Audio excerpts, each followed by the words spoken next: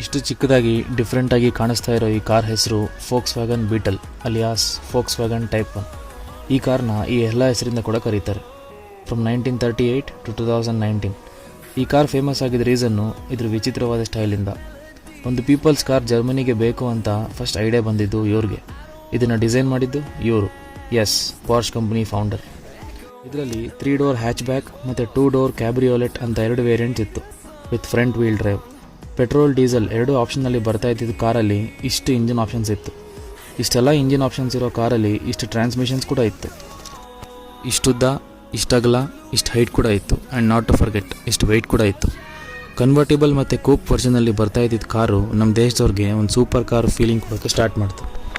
220 horse power ಇರೋ ಈ car 231 km/h top speed touch ಮಾಡ್ತಾ ಇತ್ತು. 2019ನಲ್ಲಿ ಈ ಕಾರ್ ಲಾಸ್ಟ್ ಸೇಲ್ ಆಗಿದ್ದು 26.95 lakhsಗೆ.